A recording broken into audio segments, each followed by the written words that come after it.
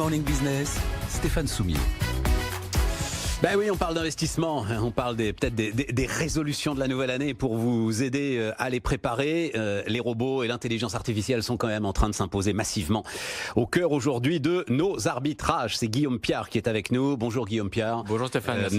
Vous dirigez, cofondateur de Nalo, N-A-L-O. Juste un mot parce qu'on va parler de ce que vous faites, c'est-à-dire que vous ouvrez largement la possibilité maintenant d'investir dans les fonds socialement responsables. Alors, je sais que ceux qui nous écoutent et qui nous regardent et qui sont experts vont dire mais quoi de neuf, on peut le faire. Oui, si vous n'êtes pas expert, je suis désolé, c'est la croix et la bannière. Et donc c'est en cela aussi où ces nouveaux acteurs, ces nouvelles fintech changent radicalement la donne. Un mot, donc les robots, l'intelligence artificielle, il y a deux atouts très intéressants. Le premier quand même, c'est que ça coûte beaucoup moins cher, on est d'accord ? Oui, c'est un des avantages effectivement. Ouais, c'est un des avantages. On automatise tout ce qui n'a pas de valeur ajoutée quand c'est fait par une personne. Le deuxième, c'est que ça s'adapte en permanence. Mais quand on dit en permanence, c'est vraiment en permanence. Oui. À notre vie. Ben c'est ça, tout l'intérêt est justement d'éliminer en fait ce travail intellectuel de produits financiers. On cherche à changer complètement le dialogue, C'est pas du tout une approche par risque classique où on va mettre les personnes dans des cases. On se cantonne à parler de soi-même, à essayer de réfléchir à ses projets de vie, et c'est ça qui va venir définir le bon investissement. C'est-à-dire quand on démarre sur Nalo, on répond à une série de questions sur notre vie quotidienne, mais c'est vraiment ça ce que vous faites. Alors le premier tour de force, c'est effectivement en 3 minutes chrono et de façon anonyme, on collecte des informations qui sont très concrètes sur la vie des gens, leur âge, leur revenu, s'ils ont des enfants. Et à partir de ces informations-là, à la volée, on propose une solution d'investissement qui est faite pour cette personne et pas pour son voisin. Ouais. Bon, et ça, les conseillers en gestion de patrimoine classique vont dire, mais attendez, nous on fait pareil. Et puis en 3 minutes, moi j'aime bien, il y a une pub qui passe en ce moment sur BFM Business.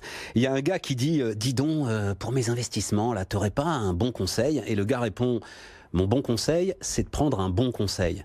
C'est-à-dire qu'en 3 minutes, c'est pas suffisant pour avoir une idée réelle de la situation patrimoniale de quelqu'un, de son profil de risque et de ses envies. En fait, on peut aller très très loin avec assez peu de temps et assez peu de choses. Ce qui définit un investissement adéquat, je pose souvent le projet immobilier à 3 ans et le plan retraite pendant 30 ans. Ouais. La façon dont on va consommer ce capital à terme n'est pas le même et l'horizon n'est pas le même, etc. Ouais. Donc en quelques minutes, en réalité, en fonction de certains éléments clés, on peut proposer une allocation qui est adaptée. Ouais. Vous avez raison, un conseiller en gestion de patrimoine qui fait bien son travail va avoir un très très bon conseil et va apporter une connaissance assez vaste du domaine patrimonial, fiscal, etc. Mais un humain donc qui fait ce travail, s'il veut bien le faire, il va être limité à peut-être 300, 400 personnes. Grand maximum. Il y a un certain nombre de jours dans l'année. Et l'avantage de la technologie, d'automatiser un maximum les choses, c'est qu'on peut suivre des dizaines ou des centaines de milliers de personnes avec une qualité qui est comparable et une finesse de gestion qui est par contre absolument imbattable. Bon, et le truc alors qui moi me bluffe assez, c'est que ce que vous dites, c'est que vous avez un souci ou au contraire une très bonne nouvelle, vous pouvez l'intégrer tout de suite, c'est-à-dire vous reconnecter sur la plateforme, informer en fait le robot, l'algorithme, etc. qu'il y a cet élément qui change, et il va lui à ce moment-là modifier l'ensemble des paramètres quasiment en temps réel. C'est intéressant sur votre question, il y a 2 éléments. D'une part, effectivement, si on a un héritage qui tombe ou un enfant qui naît ou une promotion, quand sa situation personnelle évolue, il suffit d'aller mettre à jour ces paramètres sur la plateforme et l'ensemble des projets qu'on aurait pu définir se mettent à jour automatiquement. Mais le contexte de marché aujourd'hui est plutôt intéressant. Vous avez des marchés très volatiles en ce moment. Et en fait, depuis qu'on est en activité, on découvre un peu le comportement de nos clients qui parfois paniquent un petit peu en écoutant la radio le matin par rapport au marché qui perd un peu ses couleurs à certains jours. Tout à fait.